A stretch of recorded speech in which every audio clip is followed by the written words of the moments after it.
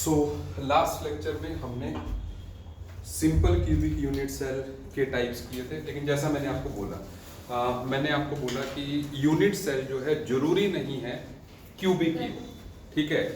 वो जो है क्यूबॉइड भी हो सकता है, कोई और भी हो सकता है, इवन हेक्सागोनल होती है।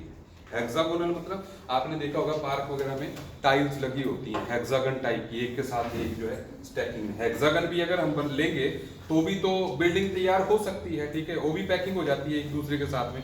तो कई टाइप की यूनिट सेल्स जो है हम पढ़ेंगे। मेन जो है वो 7 टाइप्स हैं, आज हम उनकी बात करने वाले हैं। लेकिन सबसे पहले थोड़ा सा मैं पुरानी बात को रिपीट कर दूं। मैंने ये कहा था कि जैसे अगर हम सिंपल क्यूबिक यूनिट सेल की बात कर रहे हैं तो सिंपल क्यूबिक यूनिट सेल में जो है ये हमारा कमरा है जिसको हम इमेजिन कर रहे हैं, ठीक है। एक सिंपल क्यूबिक यूनिट सेल में जैसे कॉर्नर पे पार्टिकल्स होते हैं, ये कॉर्नर पे पार्टिकल्स है एक बात। और यहां पर मैंने आपको ये कहा था कि यहां पर ए बी सी जो है वो एक्सियल डिस्टेंसेस हैं, मतलब जो एज लेंथ्स हैं वो ए बी सी से हम रिप्रेजेंट करते हैं। और साथ में मैंने आपको ये बताया था ए और सी के बीच का जो एंगल है वो बीटा है, बी और सी के बीच का क्या है अल्फा है, और ए और बी के बीच में गामा। मैंने इसमें आपको ट्रिक बताया था कि ए सी के बीच में बीटा आएगा, ए बी सी जैसे पूरा करना है, 2 जगह ए बी सी पूरा होता है, ए बी सी। ऐसे ही अगर बी और सी लेंथ है तो A for alpha is the angle, तो 2 जगह ए बी सी पूरा होना है। तो आपको ये याद रहेगा हमेशा कि किसके बीच में कौन सा एंगल है, क्योंकि ये एंगल फिक्स्ड है, ठीक है। तो इसी तरीके से हमारी यूनिट सेल कुछ और भी हो सकती है, ठीक है, वो क्यूबॉइड भी हो सकती है, ईंट की तरह हो सकती है, ठीक है। तो इसलिए there are 7 type of unit sales, ये हम क्रिस्टल सिस्टम बोलते हैं, ठीक है। तो हम सबसे पहले उनको पढ़ेंगे।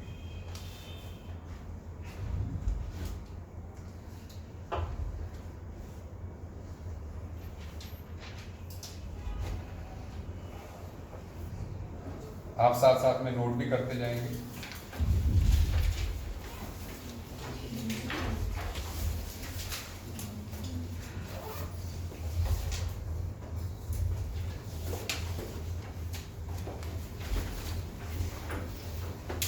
अच्छा, सो जो यूनिट सेल है सबसे पहले तो हम कह रहे हैं कि क्यूबिक, जो हमने पढ़ी क्यूबिक में एक्सियल डिस्टेंस क्या होगा, a will be equal to b will be equal to c, सही बात है। और जो एंगल्स होंगे alpha will be equal to beta will be equal to gamma and will be equal to 90 degree. मतलब angles जो है वो 90 डिग्री के बराबर होंगे सभी के, और सभी एंगल्स इक्वल भी होंगे। दूसरा है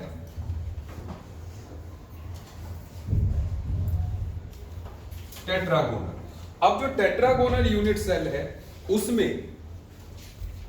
ए is equal to b but not equal to c. आप समझ रहे हैं, मतलब ये हाइट ज्यादा हो गई इसकी, सी जो है जैसे ज्यादा होगी नॉट इक्वल टू सी, ठीक है। आप और लेकिन alpha will be equal to beta will be equal to gamma will be equal to 90 degree.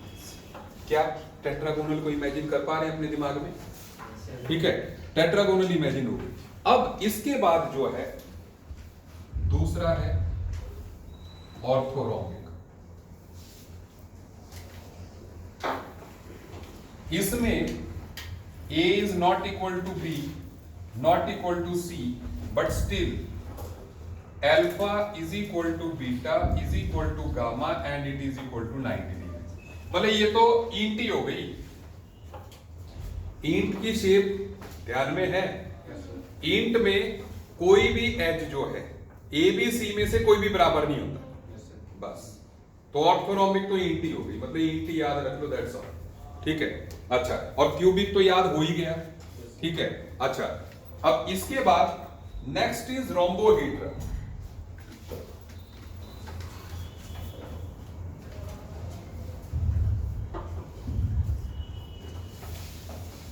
अच्छा, रोम्बोहीड्रल में भी देखो A is equal to b is equal to c है, लेकिन यहां पर जो है खास बात है कि अल्फा बीटा गामा बराबर तो होंगे लेकिन 90 डिग्री के बराबर नहीं होंगे। सो मतलब टिल्टेड इस तरीके के एंगल्स है ना, टेढ़ी ईंट, ठीक है, इस तरफ को भी टेढ़ी उस तरफ को भी टेढ़ी, ठीक है। सो सारे एंगल्स बराबर हैं लेकिन सभी 90 डिग्री के बराबर नहीं। बिल्कुल आराम से समझ में आ रहा है, ठीक है, बढ़िया। अच्छा, इसके बाद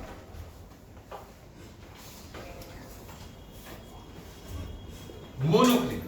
देखिए मोनोक्लिनी में क्या है, A is not equal to B not equal to C, but alpha is equal to gamma and it is equal to 90 degrees, ठीक है। अच्छा, यहां पर जो है beta is not equal to 90 degrees। एक मिनट यहां लिखते हैं, alpha is equal to gamma is equal to 90 degrees, but beta is not equal to 90 degrees, ठीक है। बीटा 90 के अलावा का कोई एंगल है, ये भी इमेजिन हो रहा है आपको, ठीक है। मतलब कैसे इमेजिन हो रहा है, बोले ये शेप पता क्या है, इस शेप को A is not equal to B not equal to C, kaju katli की तरह हो गई है, अभी अभी मेरे दिमाग में आया है ना, सही है बात है ना। उसकी साइड्स और हाइट जो अलग अलग है सारी, ठीक है। और उसके बाद जो है खास बात ये है कि यहां पर उसका जो एंगल है एक ही 90 के बराबर नहीं है, दो उसके 90 के बराबर जो है एंगल्स होंगे, ठीक है। चलिए अच्छा, अब सुने नेक्स्ट थिंग, तो यहां पर नेक्स्ट इज हेक्सागोनल। थोड़ा ऊपर लिख दो, यहाँ से दिखाई नहीं दे रहा। Okay sorry. अब मुझे किस वजह से, इसकी वजह से दिखाई दे रहा है, ओके। सो इसका इंतजाम करते हैं ना,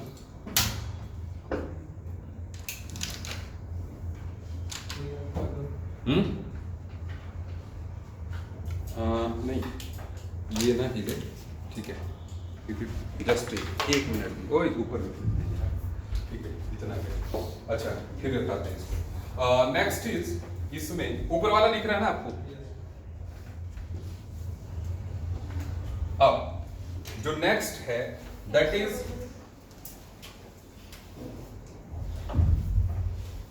हेक्सागोनल। हेक्सागोनल में आप हेक्सागन को इमेजिन कर लें अपने ध्यान में, हेक्सागन फिर नीचे को लाइंस, फिर नीचे फिर से हेक्सागन बेस उसका, ठीक है, इस तरीके से 3D अरेंजमेंट। यहां पे क्या है, A is equal to B but not equal to C, मतलब C हाइट जो है बड़ी हो गई, और साथ में यहां पर alpha is equal to beta is equal to 90 degrees, but gamma is 120 degrees, ठीक है। देखें हेक्सागन को अगर हम देखेंगे, आप जल्दी से हम हेक्सागन बनाते हैं। यहाँ पे अगर आप, मैं इस यूनिट सेल की बात कर रहा हूँ, ऐसी वो टाइल्स होती हैं जो पार्क वगैरह में लगी होती है, ये उनकी शेप है, ठीक है।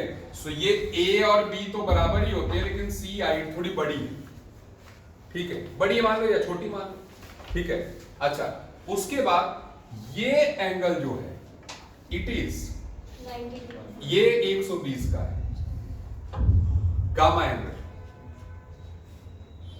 ठीक है। ये बीटा एंगल मान लो, sorry gamma angle, gamma is 120 degree, a और बी के बीच में गामा, ठीक है। सो ये बाकी दोनों 90 डिग्रीज के हैं, ठीक है। सो दैट्स इजी, ठीक है। ये एंगल जो है, ये बीटा एंड अल्फा जो है दे आर 90 डिग्री के एंगल। थोड़ी सी गर्मी भी हो गई ना, थोड़ा मौसम गर्म हो गया, बस एक दो क्लासेस में एसी लग जाएंगे, ठीक है। एक्चुअल में स्टार्ट सही कर लिया हमने जो है, ठीक है, क्योंकि जिसको कहते हैं कि क्लास की स्ट्रेंथ ही बता रही है कि स्टूडेंट्स की रिक्वायरमेंट थी, है ना। आज क्लास पूरी बढ़ी है, मतलब नहीं तो अगर हम 10 दिन डिले करते, ठीक है, तो आप घर में ही कोरोना एंजॉय कर रहे होते, नहीं। ये होता है। तो चलिए कम से कम हमने स्टार्ट कर लिया, ठीक है। मास्क लगा के रखिए, ये मैं बार बार बोल रहा हूँ, ठीक है, क्योंकि कभी भी वो क्लास में आ जाएंगे, ठीक है। और पर पर्सन 500 रुपए का काट रहे हैं, आपको पता हो, न्यूज़पेपर आप पढ़ रहे हो, ठीक है। तो मैं चाहता हूँ कि इस क्लास से सिर्फ 500 रुपए का ही कटे, ठीक है, हाँ, ठीक है। तो इसलिए जो है ये ध्यान रखिए, ठीक है। अच्छा, अब इसके बाद ये हो गया हेक्सागोनल, ठीक है। सो मतलब हम ये जो चीज हम कह रहे हैं ना, जो मैं कह रहा हूं, इसको हम इमेजिन करते जाएं कि भाई हम किस शेप से इसको रिलेट करें। जैसे मैंने आपको क्यूब के लिए कहा, क्यूब सबसे पहली कौन सी यूनिट सेल थी? क्यूबिक। तो क्यूबिक यूनिट सेल को हम किससे इमेजिन कर सकते हैं? आप लिख लीजिए शुगर क्यूब। तो आपको ध्यान आ गया कि शुगर का क्यूब कैसा होता है, होटल में कैसा मिलता है, ठीक है, बस वो क्यूब, ठीक है, एकदम से आपके ध्यान में रहेगा। मतलब आपको रटन, क्योंकि ये टेबल ये आता है अभी जो है 1 साल पहले, मतलब अभी भी जेईई मेंस में सीधा क्वेश्चन पूछा जाता है। इसी साल जेईई मेंस में पूछा गया है रोम्बोहेड्रल में कौन से, which of the following is true for rhombohedral, ठीक है, ऐसे। तो इसलिए जो है ये क्वेश्चन सीधा आएगा। तो मैंने कहा हम क्यूब, शुगर क्यूब इमेजिन करेंगे। उसके बाद क्या किया? टेट्रागोनल। टेट्रागोनल में डायमेंशंस क्या थी? a is equal to b, not equal to c. क्या हमने इमेजिन किया? टेट्रागोनल वैसे इमेजिन जो है, अभी इसको साइड में रखते हैं कि a b बराबर है और c बराबर नहीं है, ठीक है। कोई शेप आपको इसकी याद आ रही है?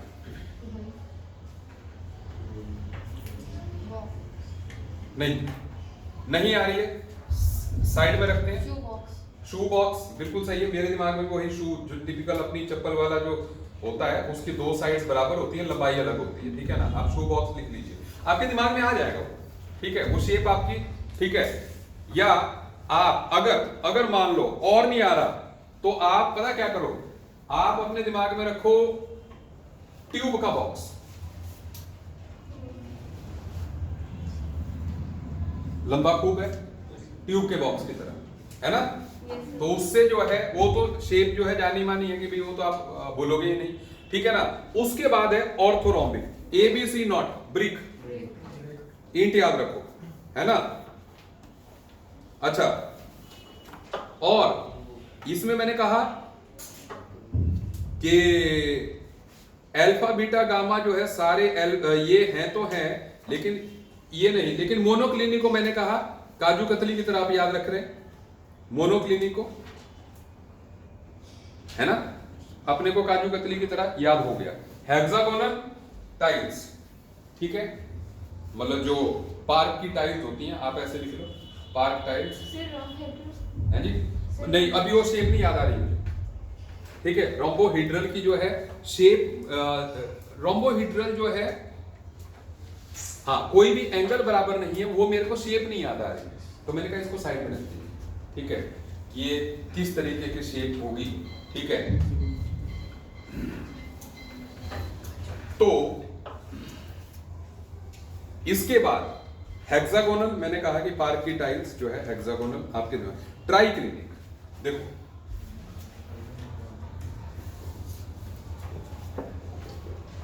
Triclinic A B C, A not equal to B not equal to C, alpha not equal to beta not equal to gamma and not equal to 90 degrees। सबसे आसान तो ट्राइक्लिनिक ही है याद करना, और क्यूबिक। रीजन बीइंग क्यूबिक में सारे बराबर हैं, ट्राइक्लिनिक में सारे बराबर नहीं।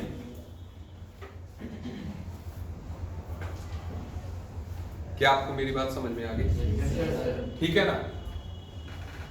मतलब आप सिर्फ ट्राइक्लिनिक में शेप याद रखने के बजाय सीधा लिख लीजिए कि कोई भी बराबर नहीं, alpha is not equal to beta not equal to gamma not equal to 90 degrees, a not equal to b not equal to c not equal to this, ठीक है ना।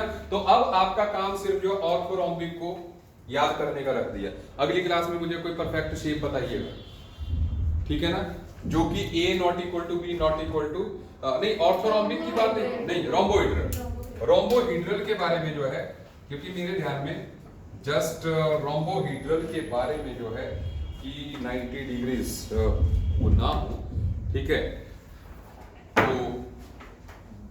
बस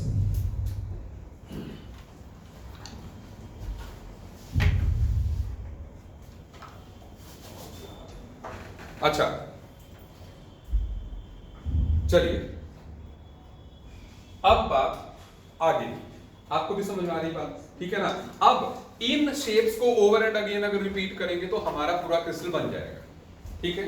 अच्छा अब हम क्रिस्टल से बाहर निकल रहे हैं अभी जो है थोड़ी देर के लिए, ठीक है। हम क्रिस्टल से आगे की बात कर रहे हैं। देखो बात मतलब क्रिस्टल की, लेकिन उस थॉट की तरह नहीं जो कि अभी यहां पर हम लोग कर रहे थे। आप देखें अब मैं आज के लेक्चर में आपको बताऊंगा वाइड्स के बारे में। अब ये वाइड्स क्या होता है?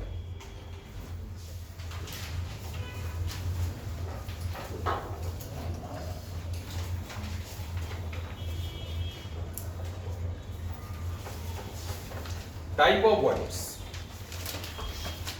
वाइड का इंग्लिश में मतलब क्या है वाइड का? एम्प्टी स्पेस, ठीक है ना। तो हम एम्प्टी स्पेस के बारे में बात करें, ठीक है, वो भी अहमियत रखेगी, ठीक है। ये टॉपिक दरअसल बहुत ही जिसको बोलते हैं प्यारा टर्न लेगा 1-2 लेक्चर्स के बाद। अभी हम फंडामेंटल को निपटा रहे हैं, ठीक है। अच्छा अब आप सिचुएशन समझिए। तो मैं पहले इस टॉपिक की तारीफ कर चुका हूं। मुझे सबसे बढ़िया टॉपिक ये लगता है, पढ़ाने में भी मुझे मजा आता है, ठीक है ना। और मतलब आप ये समझिएगा कि लोग इसको पढ़ा ही नहीं पाते, ठीक है। अगर हो सकता है आपने 11th में इसको पढ़ा हो, क्योंकि ये 11th में भी ये टॉपिक रह चुका है, मतलब एक साल ये 11th में घुस गया था, फिर जो है 12th में आया है, ठीक है, सिलेबस चेंज की वजह से, ठीक है। एक ही साल, अदरवाइज 12th का ही टॉपिक है, ठीक है। तो इसलिए मतलब इसको जिसको कहते हैं ना, ये फुल्ली अंडरस्टैंडिंग वाली बात है।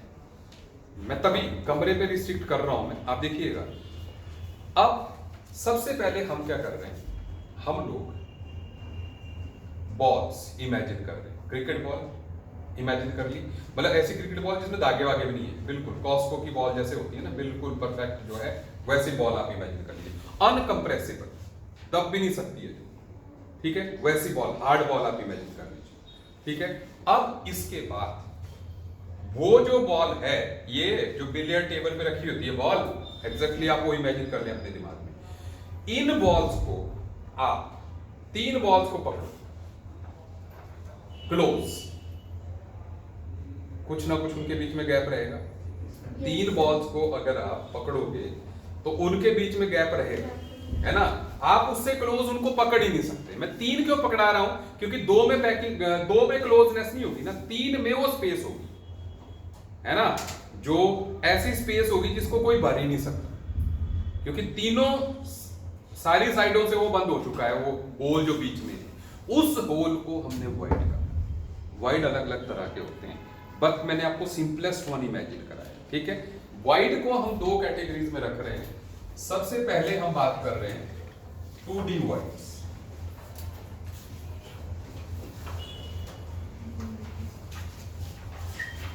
ये जो 2D वाइड है, तो 2D वाइड्स में सबसे पहले आया ट्राइगोनल वाइड, सबसे छोटा वाइड ट्राइगोनल वाइड। अब जैसा मैंने आपको इमेजिन कराया, हम उसी चीज को यहां पर लिख रहे हैं। सो मैंने कहा कि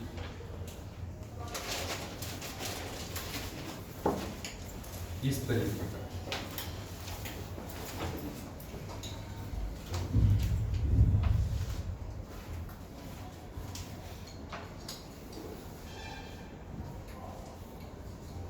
ऐसे,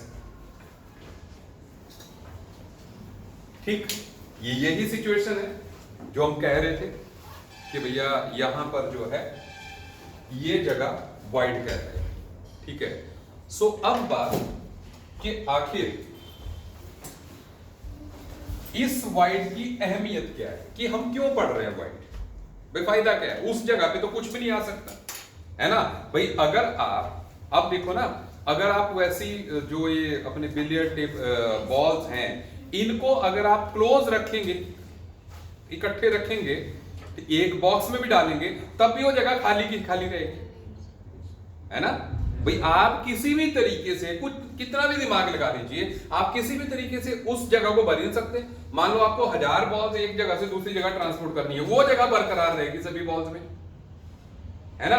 देयर इज नो वे कि आप उस जगह को भर सकते हैं। अब देखो, इसको हमने लिंक करते जाना है सॉलिड स्टेट से, क्योंकि सॉलिड भाई पार्टिकल्स हैं, ठीक है, सॉलिड में पार्टिकल्स हैं, लेकिन खाली जगह सॉलिड में हर बार जो है लॉस देती है। रीजन बीइंग वो मॉलिक्यूल्स को क्लोज आने से रोकती है। जितने मॉलिक्यूल्स क्लोज होंगे उतनी उनमें स्ट्रॉन्ग फोर्स होगी। तो अगर कोई खाली जगह है, वो उस सॉलिड को खोखला करेगी, है ना, फोर्स को वीक करेगी। तो सॉलिड चाहते हैं कि यार मैं जितना नजदीक आ जाऊं और जितनी जगह भरी हो जाए उतनी उसमें स्टेबिलिटी आए। Is it okay? तो वो खाली स्पेस को भरने की बात है। अब देखो सॉलिड चालाकी करते क्या। देखो सॉलिड एक तो होते हैं, एक सॉलिड्स होते हैं जैसे प्योर एक ही एटम के बने हुए, है ना, जैसे सोडियम हो गया, कॉपर हो गया। उस प्योर कॉपर अगर आपके पास है तो कॉपर एटम्स के अलावा कोई और एटम है ही नहीं उसमें, तो सारे बॉल्स का साइज जो है एक ही है, मतलब आपको, ठीक है, कॉपर के अलावा कोई है ही नहीं। लेकिन अगर मैं आयनिक सॉलिड्स की बात करूं जैसे सोडियम क्लोराइड, तो सोडियम क्लोराइड में तो अलग तरह के एटम्स है ना भाई। एक अगर हम बात करें कि जैसे मोस्टली ये होता है कि जो एनायन होता है वो बड़े साइज का होता है ना, किसी भी आयनिक सॉलिड में, और जो कैटायन होता है वो कैटायन जो है छोटे साइज का होता है। ये सभी जानते हैं, ठीक है, जनरली ये होता है, ठीक है भाई। एक तो बात पक्की है, कैटायन एनायन जनरली ये होता है, नहीं तो कोई भी आयनिक सॉलिड होगा उसमें से एक आयन बड़ा होगा, एक आयन छोटा होगा। अभी हम अज्यूम कर रहे हैं कि छोटे वाला कैटायन है, क्योंकि हमने जनरली पढ़ा है कि जनरली छोटे वाला जो है कैटायन होता है। तो चलिए, अब ये आयनिक सॉलिड इतना चालाक होता है कि भैया क्लोराइड बड़े हैं, ठीक है, तो सोडियम को यहां पे फिट कर दो। सही है बात कि नहीं? जो आयनिक सॉलिड्स होते हैं वो उस खाली बची हुई जगह को भी जो है ऑक्युपाई करते हैं। Is that clear? उससे क्या होता है, उनकी पैकिंग एफिशिएंसी बढ़ जाती है। भैया आप सोचो, वही बिलियर्ड टेबल्स जा रही हैं, उसके बीच में आपने कंचे भी सेट कर दिए, तो आप जो है ज्यादा बॉल्स को ले जा सकते हो ना, कंचे भी साथ में चले जाएंगे उसी बॉक्स में, ठीक है, जो स्पेस बची हुई है। मतलब जस्ट थिंक ओवर इट, एक बड़े बॉक्स में आपने जो जो स्पेस है उसमें कंचे चले गए, ठीक है। तो वही यहां पर कि इससे सॉलिड को फायदा क्या हुआ कि उसका जो कैटायन है वो तीनों एनायन को पकड़ के रखेगा, क्योंकि पॉजिटिव चार्ज नेगेटिव चार्ज के साथ टच में है तो उनको पकड़ के भी रखेगा, तो बॉन्ड स्ट्रॉन्ग हो ही जाएगा, ठीक है। तो इसलिए तो अभी हम बॉल्स की टर्म्स में बात को समझते हैं।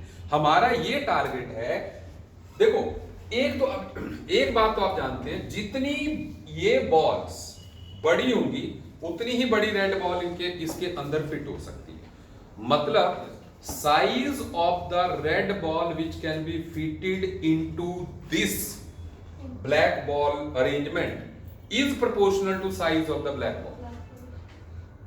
मतलब अगर इनका साइज बास्केटबॉल के बराबर होगा तो हो सकता है हम बिलियर्ड बॉल जो है इसके अंदर फिट कर सकें, और अगर इसका साइज जो है बिलियर्ड बॉल के बराबर होगा तो फिर कंचा सेट कर सकते हैं, और अगर साइज कंचे के बराबर है तो अपनी जो साइकिल वाली बेयरिंग वाली बॉल होती है वो सेट कर सकते हैं। तो हमने ये देखना है कि कौन सी परफेक्ट साइज रेडियस क्या होना चाहिए कैटायन का जो कि इसके अंदर सेट हो सकता है। Is it okay?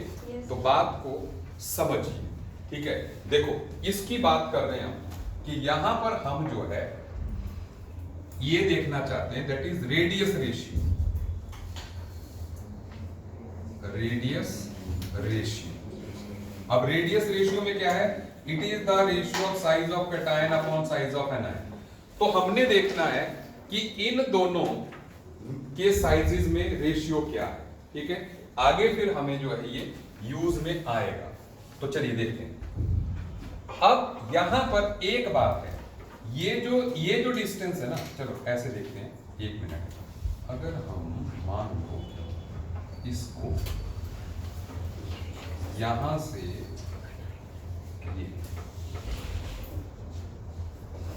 आप इसको देखें, ये जो ट्रायंगल बनाया मैंने, इस ट्रायंगल को आप देखें एंड हम इसको रिप्रेजेंट कर रहे हैं a b and c. A b c हमने बना दिया। अब इस ट्रायंगल में आप देखें, पहली बात, ये एंगल कितना होगा, 30 डिग्री का होगा। सो दैट मींस cos 30 डिग्री जो है दैट इज इक्वल टू क्या होता है, ए बी अपॉन ए सी होगा कि नहीं? सभी जानते हैं? ओके। सो आप जानते हैं a B is equal to r negative, बोलो सही कि नहीं? A B is equal to radius of an anion, ठीक है। और ए सी क्या है, a c is r positive plus are negative, बोलो सही बोल रहा हूं कि नहीं? देखो मतलब एनायन का रेडियस तो हुआ ही हुआ और साथ में कैटायन का आ गया, तो r positive plus are negative is a c. So ऐसे में, और cos 30 की वैल्यू कितनी होती है? √3/2 तो नहीं होती? पक्का? √3/2। So that means, so r positive, एक मिनट, ए बी ना, so that means r negative upon r positive plus are negative is equal to √3/2। मेरी बात से सब एग्री? ठीक है, देखते जाना बस। अब इसको हम जस्ट रिवर्स कर देते हैं, R positive upon R negative is equal to 2/√3, और ऐसे लिख सकते हैं 1 plus R positive upon R negative is equal to 2/√3, और ऐसे भी लिख सकते हैं R positive upon R negative is equal to 2/√3 -1, ठीक है। और जब आप इसको सॉल्व करोगे you will get R positive upon R negative is equal to 0.155।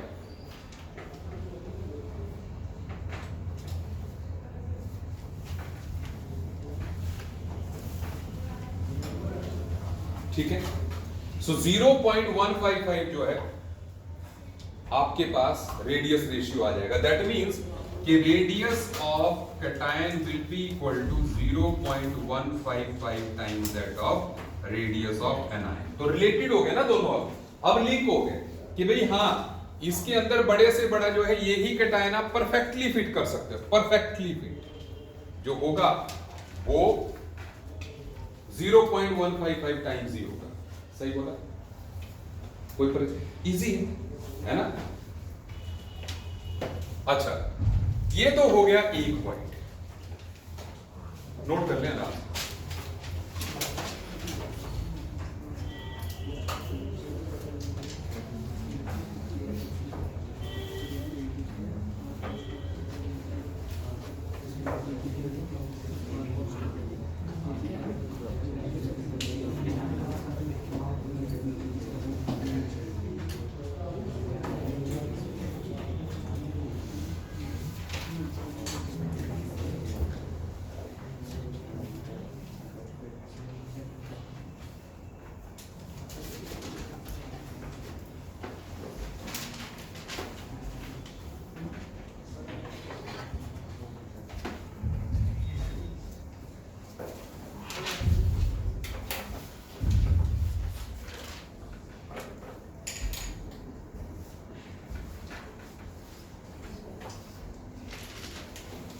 अच्छा, now the next is cubic wide. Cubic wide imagine करते हैं, मान लो आपके पास 4 बॉल्स हैं, ठीक है, और 4 को आपने मतलब जैसे एक स्क्वायर के अराउंड लगा दिया, ठीक है। अगर हम क्यूब्स ले लेते हैं जो डाइस में होता है, डाइस नहीं हमारे नहीं सुनो, एक क्यूबिक, अरे यार मैंने क्यूबिक लिखा, सॉरी इट्स नॉट क्यूबिक। मैं और क्लियर लिख लेता हूं, that is square planar word. Cubic सबसे लास्ट में बात है, क्यूबिक भी आएगा, ठीक है, सबसे लास्ट स्क्वायर, स्क्वायर प्लेनर। तो स्क्वायर प्लेनर मतलब जैसे ये टाइल है, बड़ी टाइल है, हमने इसके चारों तरफ बास्केटबॉल लगा दिए, 4 मतलब बड़े बड़े, तो मतलब इस तरीके से वो बास्केटबॉल एक दूसरे को टच कर रहे हैं, है ना। अब यहां पे बना रहा हूं मैं इसका व्यू कि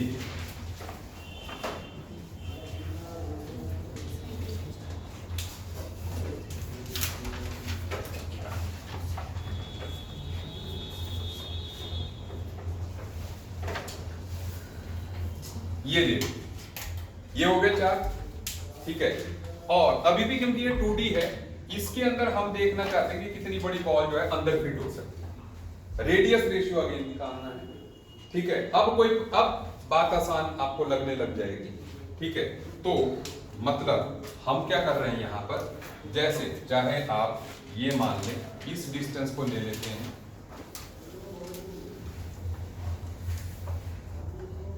it is a b and c, ठीक है।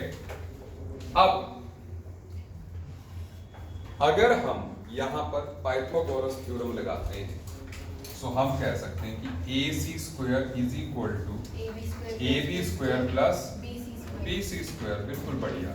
और साथ में हम ये भी जानते हैं कि A B is equal to B C and it is equal to twice of are negative. BC is twice of R negative, और साथ में हम ये भी जानते हैं कि AC is equal to twice of R positive plus R negative. बोलो सही बोल रहा हूँ कि नहीं? हाँ करोगे?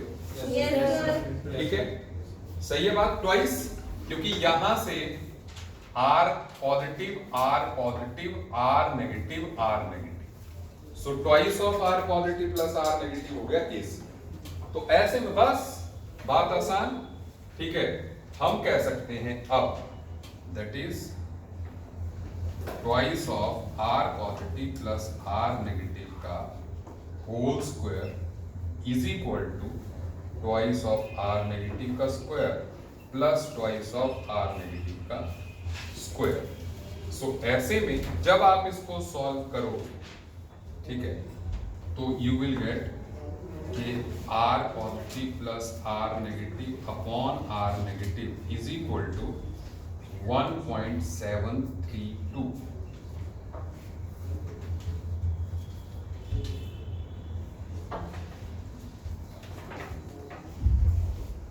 पॉइंट सेवन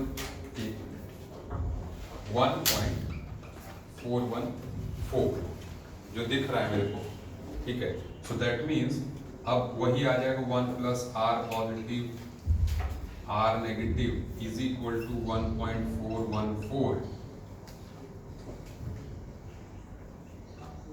और साथ में फिर हम R positive upon R negative जो है लिख लेंगे 0.414।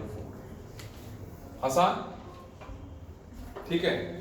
जस्ट यहां पे कैलकुलेशन मैंने सीधे कर ली, बट इट्स इजी, ठीक है, कोई बड़ी प्रॉब्लम नहीं, क्योंकि ये 8 हो जाएगा, यहाँ पे 4 होगा, वो कट जाएगा, फिर जब स्क्वायर आप हटाएंगे तो √2 आएगा उसका, 2 की जगह, है ना। √2 इज 1.41, ठीक है। सो ये ऐसे जो है आप स्क्वायर वाइड में रेडियस रेशियो निकाल सकते हैं, ठीक है। अभी just we are playing with balls, कि बॉल्स के बीच में आप किस रेडियस की, ठीक है, बड़ी से बड़ी बॉल जो है आइडियली फिट कर सकते हैं। समझ आ रही है बात? कोई ऐसा तो नहीं इसको टफ लग रहा है, ठीक है, आसान।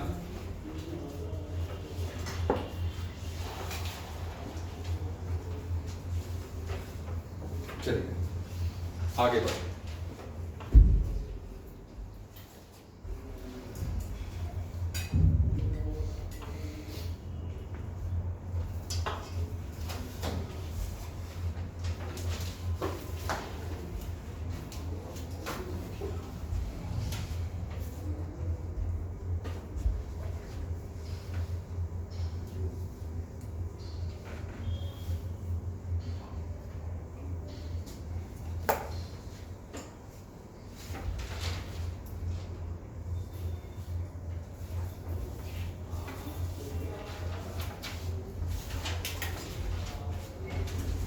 अच्छा, अब नेक्स्ट थिंग, अब हम बात करेंगे 3D voids, 3 dimensional voids. Total 5 तरह के वॉइड्स होते हैं, 2 हमने कर लिए, 3 बाकी बचते हैं, ठीक है। बहुत आसानी से वो भी आएंगे। तो 3rd नंबर का वॉइड इज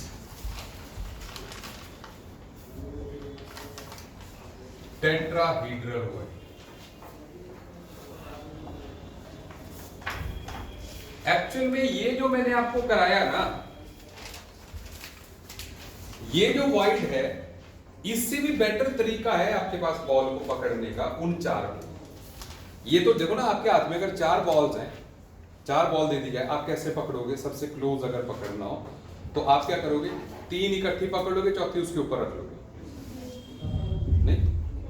बजाय से 4 आप ऐसे पकड़ो, 3 आप ऐसे क्लोज पकड़ोगे, एक उससे ऊपर, उससे क्लोज नहीं कर सकते आप उनको। That is the most ideal way of holding the 4 ball. सही बात है कि नहीं? सब मेरी बात से एग्री करते हैं? 4 बॉल्स को पकड़ने का सबसे आइडियल तरीका वही है। तो उनके बीच में जो खाली जगह बचेगी, that will B tetrahedral void. मतलब वो जो 4 बॉल्स होंगी, उनके बीच में, है ना, कंचे लायक जगह बचेगी, ठीक है ना, that will be called as tetrahedral void. वो कंचा जो है चारों को टच कर रहा हो, ठीक है। सो एक टेट्राहेड्रल जो वॉइड होगा,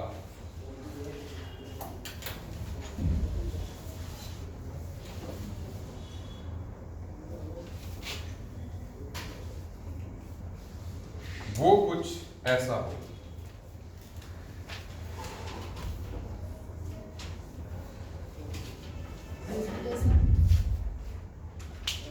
कुछ पूछना किसी का?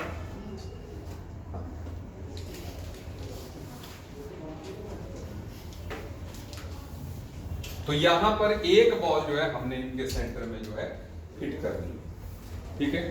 It is called as prism जैसा हो गया ना, प्रिज्म जैसा हो गया, ठीक है।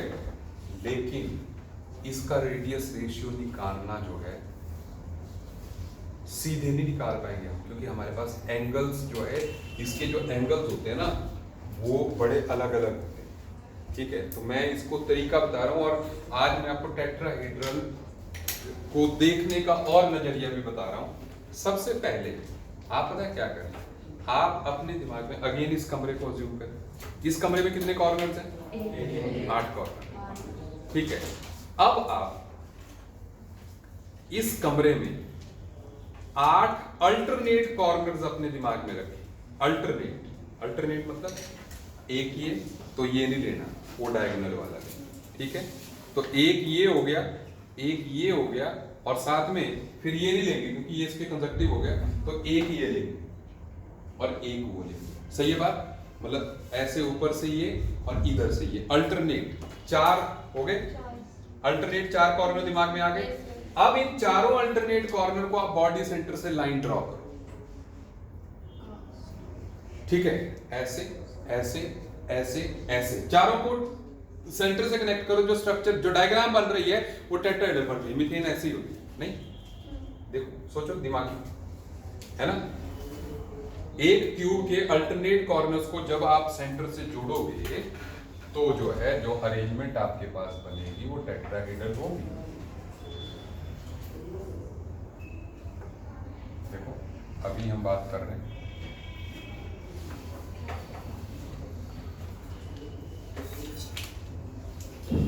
ये देखो, मैंने अल्टरनेट ये जोड़ दिए, ये कर दिए, ये अल्टरनेट है।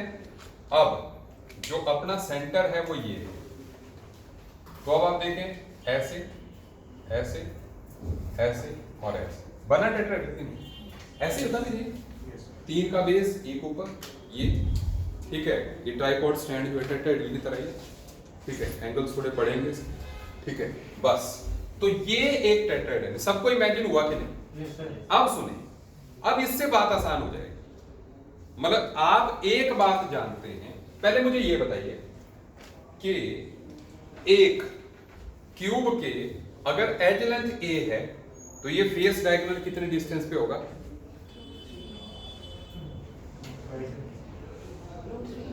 अगर ये A है तो और ये भी A है तो ये डिस्टेंस कितना होगा? बोलो, देखो ना भाई, बात ये है अगर ये डिस्टेंस A है, ये A है तो ये कितना होगा? √2 है। अच्छा सुन लो, अब दूसरी बात, ये बॉडी डायगोनल वाला डिस्टेंस कितना होगा?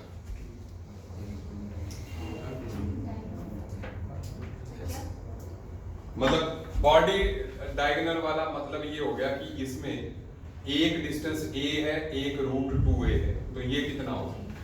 देखो क्यों ऐसा मैं कह रहा हूं, क्योंकि बॉडी डायगोनल में क्या हो गया कि ये डिस्टेंस A आ गया, ये √2A आ गया, तो ये उसका जो है हाइपोटेन्यूज हो गया। बोलो ये √3 आएगा। सो दैट मींस अगर एज A है तो फेस डायगोनल √2A है और बॉडी डायगोनल जो √3A है। सुन ले बस, तो इसका मतलब ये हो गया कि अगर मैं इसको A ले लूं, अज्यूम कर लूं रेशियो निकालने के लिए, सो दैट मींस ये √2A and √2A is equal to twice of R negative, क्योंकि ये तो टच कर रहे हैं एक दूसरे को। ये बॉल तो इसको टच करेगी। जो टेट्राहेड्रल मैंने अरेंजमेंट कराई उसमें सारी बॉल एक दूसरे को टच कर रही है, नीले वाली है ना भाई। ये एक ट्रायंगल हो गया, एक आप इधर से ऐसे, ठीक है, टेट्राहेड्रल, तो ये टच कर रही है। ओके, और साथ में जो ये डिस्टेंस है, आप मिडल वाला डिस्टेंस देखें, ग्रीन मार्कर से इसको बता रहा हूं, ये वाला जो डिस्टेंस है यहां से यहां का, ये होगा √3A/2 and that is equal to R positive plus R negative. सही बोला कि नहीं? जो बॉडी का सेंटर, भाई अगर ये सारा डिस्टेंस √3A है, अगर ये सारा डिस्टेंस √3A है, तो यहां से लेके यहां पे एक बॉल रखी थी हमने और इधर रेड बॉल है बीच में, तो उसका डिस्टेंस क्या होगा? √3A/2 और वो काम कितना होगा? R positive plus R negative के बराबर ही हुआ। सही बात है? समझ आ रही बात? आसान है ना? बिल्कुल ठीक है, पक्का? ऐसे हाँ मत करियो, ठीक है। ये डिस्टेंस जो √3A है उसके बॉडी सेंटर से लेके यहां तक एक कैटायन होगा और एक एनायन उसको टच कर रहा होगा, ठीक है। तो इसलिए √3A/2 बस हो गया अपना, आसान हो गया। अब देखो, so that means R positive plus R negative upon R negative आ जाएगा हमारे पास कितना? √3A/2 upon √2। ऐसा ही है? नहीं, सिर्फ वहां पे 3A आएगा। अच्छा, R नेगेटिव की जगह हमें सुन लो, अगर ये है, ये ठीक है, ये जो है R negative will be equal to A/√2। सही बोला कि नहीं? इसको 2 से डिवाइड भी करेंगे ना, तो √2 डिवाइडेड बाय 2 इज 1/√2। थोड़ा बड़ा लिखो। हाँ सॉरी, बस अब मैं बड़ा लिखूंगा, ठीक है। सो यहां पर अब आ जाएगा ये A/√2, ठीक है। तो A से A काट दो, √2 से 2 को काटोगे कितना आएगा? √2। सो ये आ जाएगा एक तरह से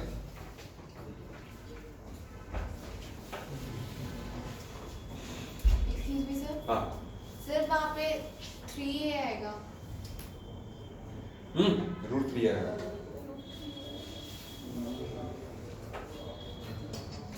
ये पक्का, क्योंकि स्क्वायर लगाइए पहले सारे में साथ, √3 आएगा, 100% आएगा, ठीक है। अच्छा सुनो, ये मेरी बात समझ में आई सबको कि नहीं?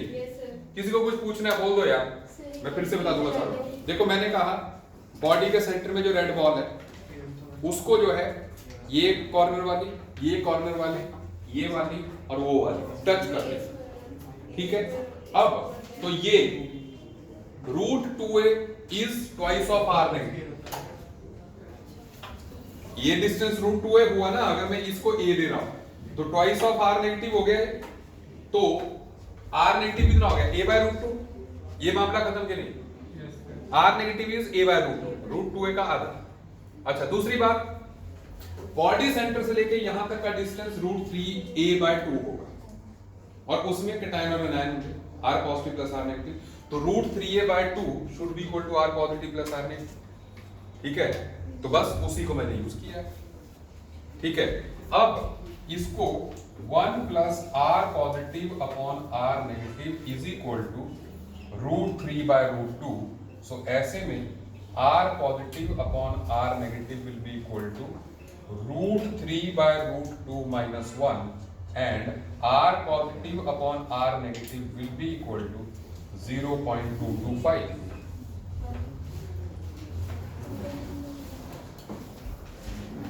समझ आई बात पूरी? टेट्राहेड्रल चार बॉल्स को पकड़े, ये आएंगे कैसे? अभी तो इनकी हम कैलकुलेशन कर दे रहे हैं पहले, ताकि जब ये आने अभी बाद में ही कहां पे होते हैं, ठीक है। लेकिन आज हम सिर्फ बॉल्स की बात कर रहे हैं। हमने कहा कि बॉल्स में आप सिर्फ बॉल्स तक रहो, कि चार बॉल्स को पकड़ेंगे तो अगर एक का रेडियस जो है 1 सेंटीमीटर है बाहर वाली बॉल का, तो अंदर जो है आप 0.225 सेंटीमीटर रेडियस की ही बॉल को फिट कर सकते हैं। सिंपल सा मतलब ये है ना, वो ही हमने निकाला। किसी को कुछ पूछना फिर से बोल दीजिए, मैं फिर से रिपीट कर देता हूं। इजी है, आसान। चलिए आगे बढ़े। हाँ,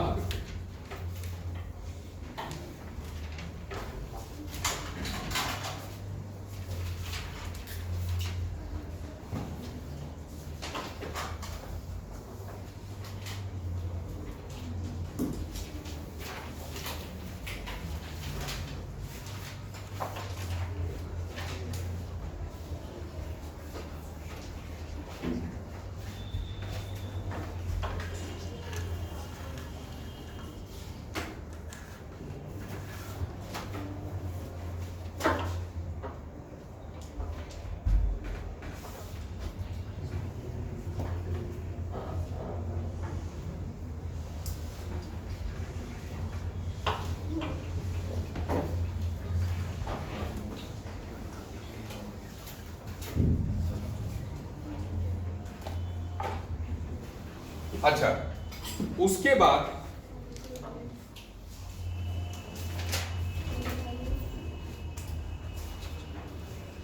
the next is octahedral void. Octahedral void ये भी जबरदस्त टाइप का वॉइड होता है, ठीक है। इसको पहले मैं आपको इमेजिन करवाता हूं, ठीक है। ऑक्टाहेड्रल, पहले ऑक्टाहेड्रल शेप से आप वाकिफ हैं? कैसी होती है? कितने कॉर्नर होते हैं ऑक्टाहेड्रल? और आप बोल रहे वाकिफ?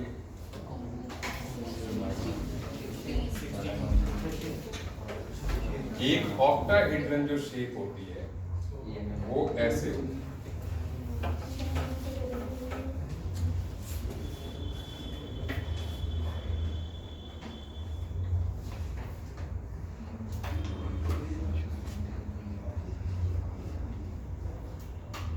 ये है ऑक्टाहेड्रल शेप। तो इसके कॉर्नर्स 6 हैं, फेसेस 8 हैं। क्या आपको मेरी बात समझ में आ?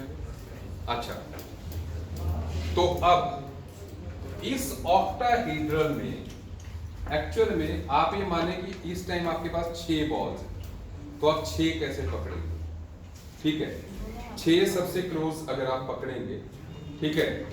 और ऐसा नहीं है ऑक्टाहेड्रल से आप वाकिफ नहीं है, आपने 11th में केमिकल बॉन्डिंग में SF6 की शेप हाइब्रिडाइजेशन में पढ़ी हुई है, SF6, तो वही है ये, ठीक है। तो यहां पर होगा क्या, आप 6 बॉल्स अगेन इस कमरे में मैं इमेजिन करा रहा हूं, क्योंकि 6 को इमेजिन करना टफ होगा, ठीक है।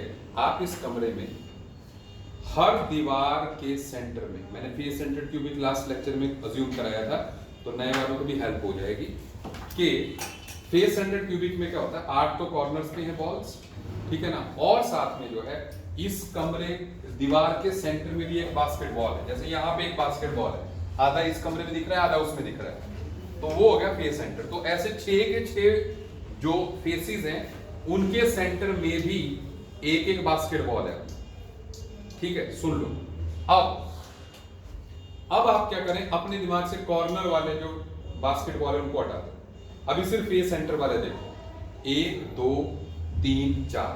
आप ये अज्यूम करो इस कमरे में इतने बड़े बड़े बॉल है कि ये वाली दीवार की बॉल इसको टच कर रही है और ये वाली इसको, ये वाली इसको, अज्यूम हो गया स्क्वायर, और उनके ऊपर से एक और बॉल रख दी और नीचे से और बॉल रख दी। अब उनके सेंटर्स को अगर आप मिलाओगे तो ऑक्टाहेड्रल बन जाएगा आपके दिमाग में। बोलो बन रहा है कि नहीं? टॉप वाले को 4 से जोड़ोगे ऐसे और फिर 4 को नीचे जोड़ोगे तो ऑक्टाहेड्रल बन गया दिमाग में। ठीक है, सो वो जो इसमें बॉडी के सेंटर में जो है दैट इज ऑक्टाहेड्रल वाइड। ठीक है, ऑक्टाहेड्रल वाइड अब इमेजिन हो रहा है। ठीक है ना?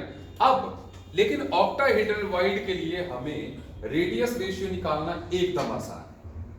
क्यों आसान है? पहले मुझे एक बात बताइए कि जैसे ये 4 बॉल्स हैं, एक बॉल हमने फिट की जो इन 4 को टच करते हैं ऑक्टाहेड्रल ऐसे। ये क्या है? ये एक स्क्वायर वाइड है। ऊपर वाली को भूल जाओ, अगर ये 4 ही है तब तो ये स्क्वायर वाइड ही हो गया जिसको हम पढ़ चुके हैं। अच्छा, दूसरी बात, अब इन साइड वाले को भूल जाओ। अब क्या करते हैं? इधर वाली इधर वाली इधर वाली इधर वाली, सेंटर वाली बॉल सेम है तो ऑब्वियसली इसको भी तो वो टच करेंगी टॉप और बॉटम को, क्योंकि सेम ही साइज की बॉल्स हैं। इस प्लेन में अगर वो सेंटर वाली बॉल इन 4 को टच कर रही है तो इन 4 को भी टच करेगी। दैट मींस ऑक्टाहेड्रल वाइड के लिए मेरे को 6 के 6 को कंसीडर करना जरूरी नहीं है। अगर वो इसी प्लेन की 4 बॉल्स को टच कर जाएंगी तो जो है वो बाकी 2 को भी टच कर जाएगी। सही बात है? सो दैट मींस ऑक्टाहेड्रल का रेडियस रेशियो जो है सिंपल अपने स्क्वायर प्लेनर वाइड जैसा होगा। सो नो कैलकुलेशन, जस्ट हमने लिख देना। तो मैं यहां बना देता हूं। ठीक है, तो ये जो टफ लग रहा था वो बिल्कुल आसान हो गया कि अब यहां पर मतलब रेड बॉल यहां पर सेंटर में है, ये हो गई रेड बॉल। ठीक है, और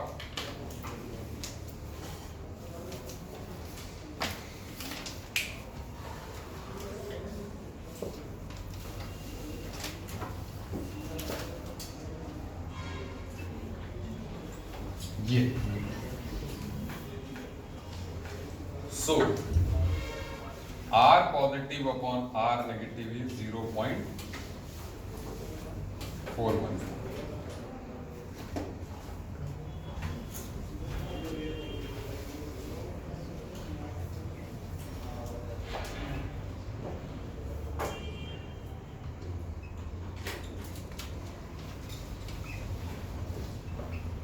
सो इसका जो रेडियस रेशियो है now that is same as square planar wide.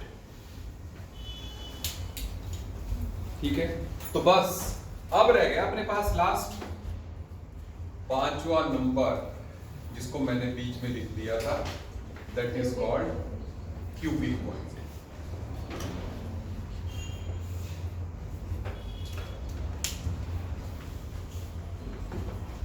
Cubic wide कैसा हुआ?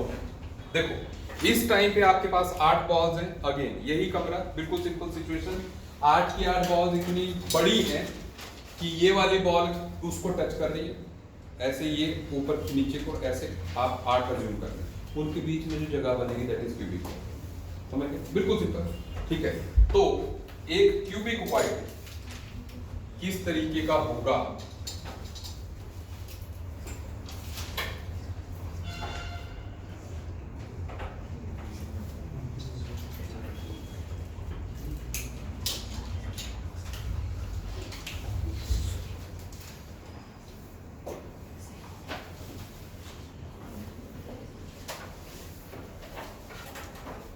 ऐसे, और इनके सेंटर में जो है एक यहाँ पे रेड बॉल जो कि 8 के 8 को टच कर रही है। Is it okay? सो बात आसान है, ये और ये टच कर रही है तो एक बात तो ये होगी कि यहाँ पे a is equal to twice of are negative, और साथ में एक ये हो गई कि √3a is equal to twice of are positive plus are negative. बोलो सही के नहीं? है ना? बॉडी डायग्राम के थ्रू जो है twice of are positive plus are negative होगा।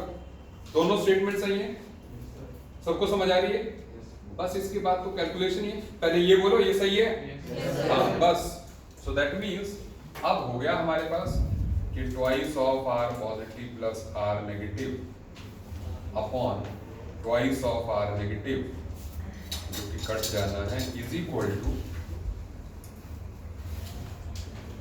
√3a upon a। बस सो ऐसे में 1 plus r positive upon r negative is equal to √3 and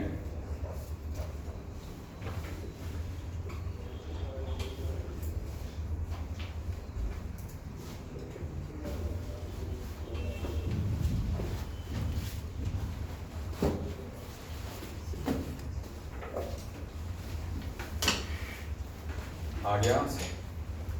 ठीक है, रेडियस रेशियो जो है 0.732 आ गया। इतनी बात समझ में आई?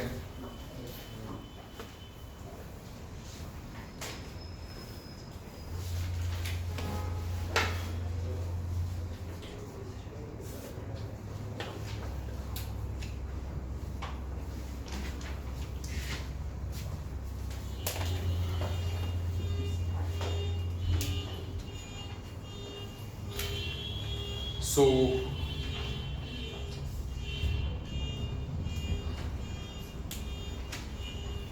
ये हो गए सारे टाइप के वर्ड्स। ठीक है, किसी को कुछ जो है इसमें पूछना हो, जितना हमने किया। ठीक है, देखो ना डायगोनल में इधर एक बॉल है, सेंटर में जो है, जो सेंटर वाली है उसका तो डायमीटर लेंगे क्योंकि उसमें तो 2 रेडियस आ गए ना, इसका r negative and r negative ही लेंगे।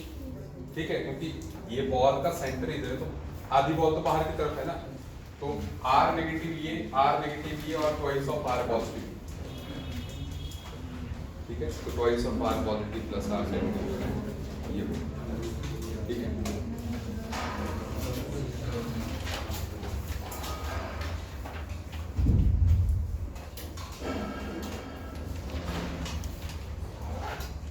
अब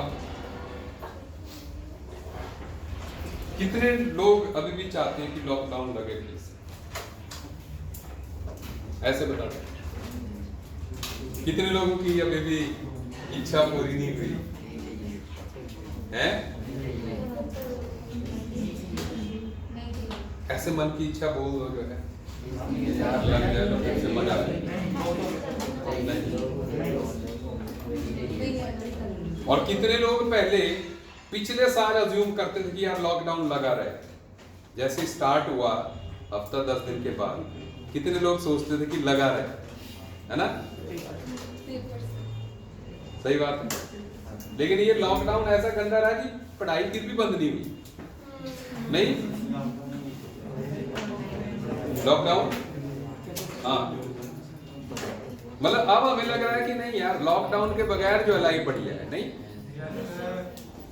लॉकडाउन नहीं होगा, चलो पढ़ ही लेंगे यार। ठीक है, पढ़ाई इतनी भी बुरी चीज नहीं है। ठीक है, क्योंकि पढ़ाई भी नहीं होगी। आपको क्या लगता है पढ़ाई नहीं होगी तो लाइफ बेटर होगी? मतलब मैं कैरियर की बात नहीं कर रहा हूं, मैं प्रेजेंट स्टेज में भी कह रहा हूं भाई चलो कैरियर ना भी बनता हो, आपने मतलब ये तो देखो कंक्लूड किया ही होगा कि यार मतलब सारा दिन होता है, आप वेले कैसे काट सकते हैं, है ना? मतलब बीच में तो मौका मिला ही होगा ना कि भी ऐसा भी मिल गया होगा हफ्ते 10 दिन का जब पढ़ाई भी नहीं हुई है।